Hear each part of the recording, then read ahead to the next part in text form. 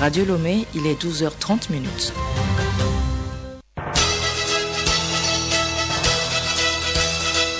Le journal Hélène Assabi.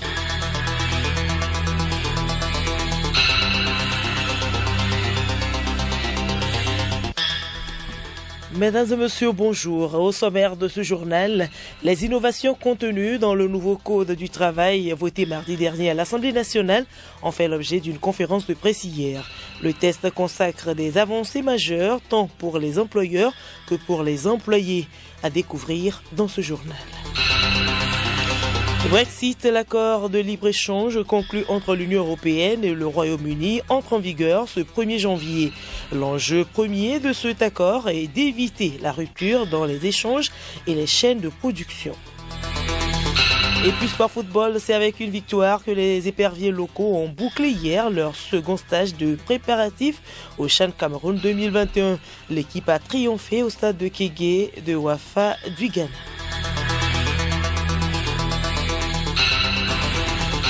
radiolomé.tg. Mesdames et messieurs, une fois encore, bonjour. Depuis mardi dernier, le Togo dispose d'un nouveau code du travail. Ce nouveau test consacre des avancées majeures tant pour les employeurs que pour les employés. Les innovations visent à assurer une meilleure protection des travailleurs et sauvegarder la création d'emplois décents. Gilbert Bawara, ministre de la fonction publique et de la réforme administrative. En matière de contrat de travail, il y a énormément d'innovations, des formes de contrats qui n'existaient pas, telles que le contrat saisonnier, pour répondre à la modernisation de notre agriculture, où certaines activités culturelles peuvent avoir lieu en fonction des saisons.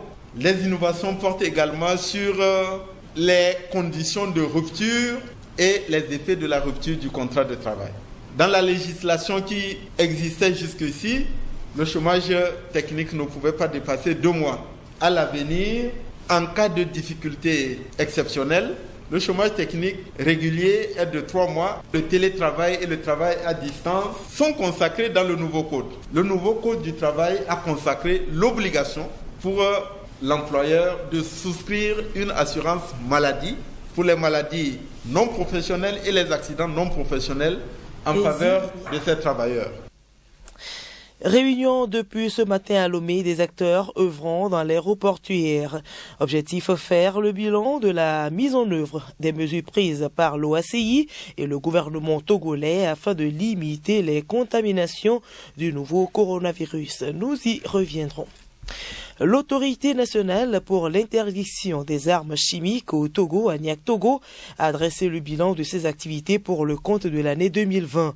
La sensibilisation sur les dangers que présentent les produits chimiques mal gardés, les missions d'inspection sur l'usage de ces produits et les investigations sur leur état de consommation ont été les activités phares menées par l'ANIAC Togo en 2020. Ama Houlédé est le président actuel de l'ANIAC Togo. L'autorité, en 2020, a initié des activités résumées en un certain nombre de programmes, à savoir programme de sensibilisation, programme de formation, programme de visite des sites industriels et des sites de stockage de produits chimiques. Nous avons sensibilisé les gens sur l'importance de la gestion rationnelle des produits chimiques. Lorsqu'ils sont utilisés hors du cadre réglementaire qui leur est réservé, ils deviennent des armes chimiques. Les produits chimiques, lorsqu'ils sont abandonnés en des lieux inappropriés, peuvent créer des dommages. L'institution envisage dès 2021 de promouvoir l'utilisation des produits chimiques à des fins du développement socio-économique au Togo. L'ANIAC Togo a été créée en 2015 et a pour but de lutter contre l'usage des armes chimiques dans le pays. Une cérémonie de remise de prix aux lauréats de la première édition du concours Tremplin Start-up UMOA a eu lieu hier à Lomé. Plusieurs jeunes entrepreneurs et institutions accompagnatrices ont été primés. Mathias Bigbini. Il s'agit pour la Commission de l'Union monétaire ouest-africaine UMOA, en collaboration avec ses partenaires, d'encourager l'originalité en entreprise à travers un accompagnement des start-up innovantes en vue de la diversification du tissu économique de l'espace communautaire. Germain Essohuna Meba, président de la Chambre du commerce et d'industrie du Togo, CCIT. Il est indispensable d'accompagner toute initiative privée. La présente cérémonie en est un parfait exemple qui ne pouvait que recevoir l'assentiment de notre institution. Voudrais-je dire bravo à ceux qui sont récompensés pour la qualité des projets soumis à candidature. Clifford Plastide Hoglonou, directeur exécutif de Alcoford Corporation, deuxième prix platine, prix d'excellence tremplin Startup UEMOA. Nous transformons le manioc en éthanol qui sert à l'usage pharmaceutique et dans les autres domaines. Nous utilisons le manioc pour transformer l'amidon qui est dans le manioc en éthanol. L'alcool aujourd'hui rentre dans la fabrication des gels hydrauliques et autres. Le fait de rapporter ces prix aujourd'hui est une grande satisfaction. Nous voulons une visibilité et des partenaires qui vont nous accompagner à gagner, à étendre notre distillerie pour pouvoir exporter nos produits vers l'extérieur. Président de la cérémonie, le ministre en charge du commerce Kodjo Adedje a exhorté les lauréats à persévérer dans la voie de l'excellence. Je note avec satisfaction que les objectifs de cette initiative Tremplin Startup UEMOA sont parfaitement en phase avec les préoccupations et les initiatives de nos différents gouvernements et celles de nos entreprises en cette période de globalisation des échanges. En effet, le thème de cette première édition, économie verte, nous interpelle tous au regard des catastrophes naturelles et autres calamités auxquelles font face notre planète. Au total, 5 prix d'excellence au niveau régional, 24 prix d'encouragement et des primes aux structures accompagnant les startups ont été décernés. Merci à vous, Mathias Gbegbeni. Une rencontre en faveur des personnes âgées s'est tenue hier à Lomé. Les échanges organisés par l'association Union d'aide aux personnes à mobilité réduite ont porté sur la prévention des maladies infectieuses et non transmissibles. Les participants ont également sensibilisés sur les mesures pour éviter la Covid-19 qui touche plus les seniors. Cette rencontre vise à œuvrer pour le confort et le bien-être des personnes âgées, surtout celles à mobilité réduite. Atisso, président de l'Union d'aide aux personnes à mobilité réduite. Il faut qu'on aide nos personnes âgées parce que des fois, ils sont restés abandonnés quelque part, ils sont oubliés. C'est pour ça qu'on veut aider nos papas, nos mamans, nos vieillards pour leur évolution, de leur santé aussi, de rester un peu parmi nous.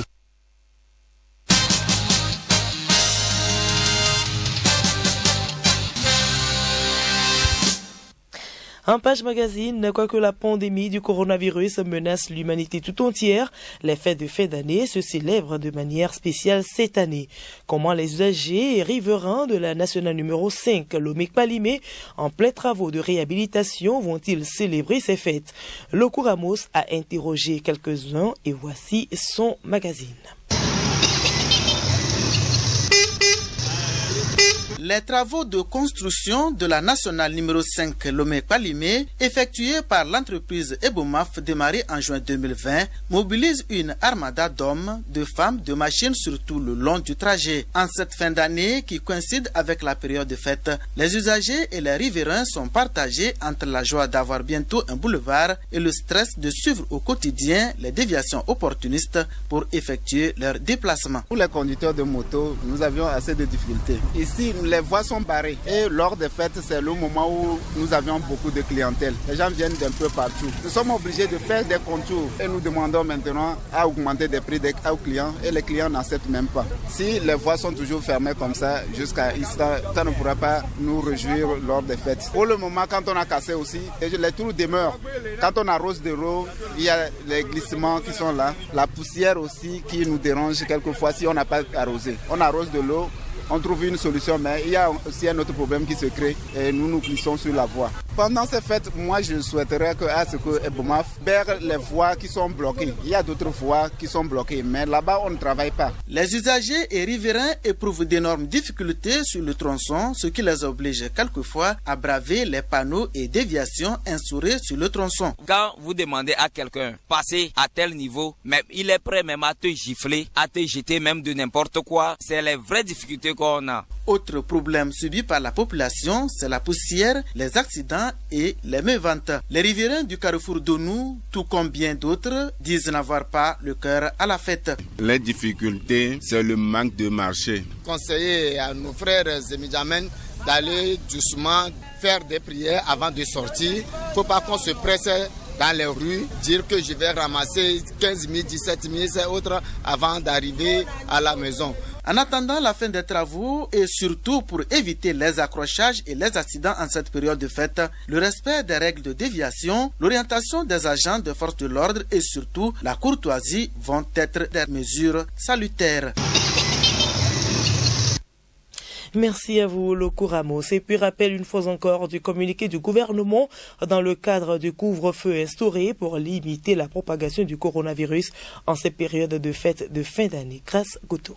Afin de limiter les risques de propagation de la pandémie au nouveau coronavirus, la COVID-19 en cette fin d'année, le gouvernement, après avis du Conseil scientifique et suite aux concertations avec les différents acteurs, leaders religieux, élus locaux, préfets, patronats, syndicats des tenanciers de bars et restaurants, décide des mesures suivantes. 1. Instauration d'un couvre-feu selon les modalités ci-après. Zone du Grand Lomé du 20 décembre 2020 au 3 janvier 2021 de 22h à 5h, les 24, 25 et 31 décembre 2020 et le 1er janvier 2021 de 23h à 5h. Pour le reste du territoire national, les 24, 25 et 31 décembre 2020 et le 1er janvier 2021 de 23h à 5h. 2. Interdiction de la consommation sur place dans tous les bars sur toute l'étendue du territoire national, y compris les bars traditionnels du 20 décembre 2020 au 3 janvier 2021. À titre de rappel, les nightclubs, les dancings restent strictement fermés. 3.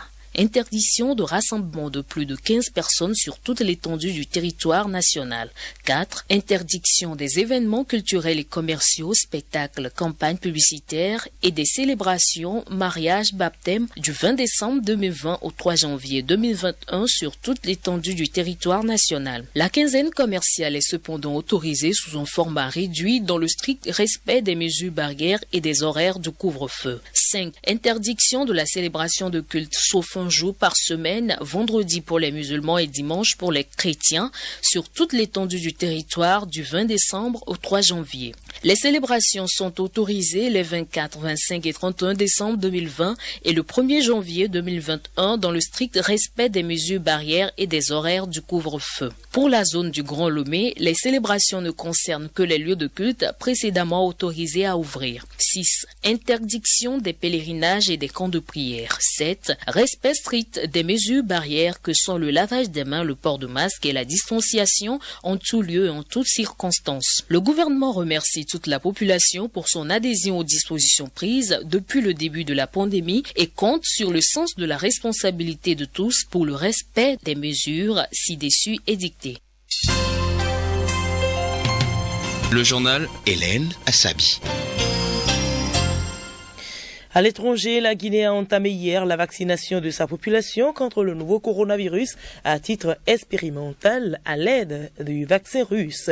Conakry a demandé à Moscou de lui livrer 2 millions de doses, mais elle va vacciner dans un premier temps un petit nombre de volontaires d'un certain âge et c'est le ministre de la Défense, Dr Mohamed Diané, scientifique de formation, qui a été l'un des tout premiers à prendre ce vaccin.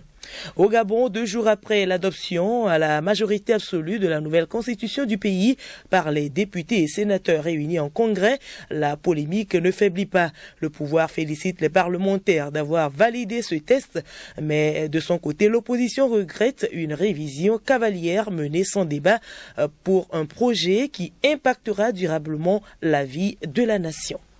Brexit, le Premier ministre britannique Boris Johnson a signé l'accord de libre-échange conclu avec l'Union européenne qui doit entrer en vigueur ce 31 décembre à minuit. Il s'agit d'un document de 1246 pages qui révèle la nature des relations entre les deux marchés à partir du 1er janvier jusque dans les plus infimes détails. Geneviève Bognon. Le document comprend notamment la répartition des droits de pêche, sujet qui s'est avéré le plus épineux des négociations, comme les échanges des biens et des services.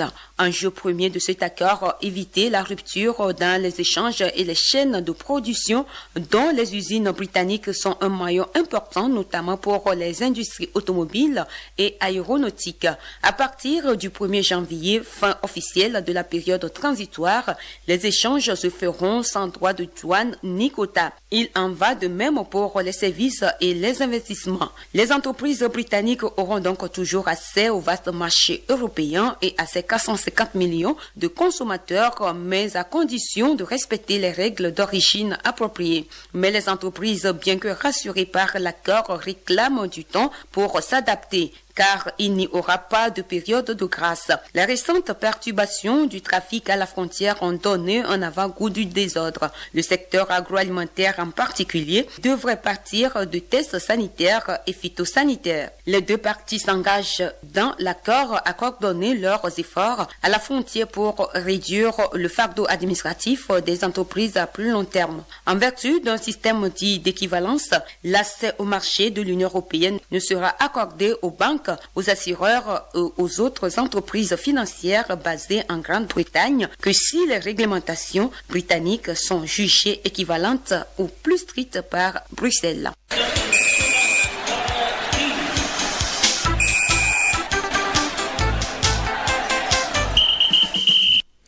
Sport, le nouveau bureau du CNOD Togo a officiellement pris fonction mercredi à Lomé. En Belgique, Sénégalais à la tête du Standard de Liège. Préparatif CHAN 2021, l'Ouganda participe à partir de ce vendredi à un mini-tournoi au Cameroun. Les éperviers locaux ont quant à eux bouclé leur deuxième stage sur une bonne note. Sibi Lawson. Effectivement, c'est avec une victoire que les éperviers à prime ont clos mercredi leur second stage de préparation. Les hommes du coach Abalo Doucet ont battu les académiciens du centre Wafa, actuel 4e du championnat d'élite ghanéen 1-0. L'unique but de la partie a été marqué par Tchakei Marouf à la 8e minute de jeu sur penalty. Galvanisés par ce but, Nyama Akate et les siens ont déroulé mais passent à côté de l'aggravation du score. En route pour le CHAN Cameroun 2021, pour une première participation, l'équipe locale avait déjà disputé 2 rencontres face au Dynamique togolais et à l'Entente de Lomé, soldée par une victoire et un nul. Toujours dans les préparatifs du CHAN, l'un des adversaires du Togo dans le groupe B, l'Ouganda, est au Cameroun où l'équipe participera à partir de ce vendredi à un tournoi à 4 dénommé Mini-CHAN. Il regroupe 4 nations, le Cameroun, la Zambie, le Niger et l'Ouganda. Les 38 joueurs ougandais sélectionnés et le staff technique sont arrivés mercredi à Yaoundé. La Fédération libyenne de football, elle, a dévoilé la liste des joueurs qui participeront à la compétition camerounaise dès le 16 janvier prochain. Ils sont au total 28 sous la supervision d'un staff technique serbe coiffé par l'entraîneur national Mohamed Al-Kikli. En Belgique, l'ancien international sénégalais Mbaïlel est le nouvel entraîneur du Standard de Liège. À 38 ans, l'ancien lion de la Teranga devient ainsi le premier entraîneur africain à la tête d'un grand club d'un championnat européen. Le Standard de Liège a été à 10 reprises champion de Belgique. Retour en national pour signaler que le nouveau bureau du Comité national olympique du Togo a officiellement pris fonction mercredi à Lomé au cours d'une cérémonie de passation de service. Conscient de la lourde tâche qui l'attend, le nouveau président de l'ADEMACPACI pense se mettre au travail pour un bien-être des athlètes togolais. Il a aussi rappelé ses priorités qui sont entre autres la refonte des tests, la préparation des Jeux olympiques de 2024 et la mise en place d'infrastructures sportives. Emmanuel Ramanou, représentant le président sortant, Kelani Bayor, a invité le nouveau bureau à chercher l'intérêt des sportifs togolais. Voilà, ainsi se referme ce journal. Merci de l'avoir suivi et bonne fête à toutes et à tous. Au revoir.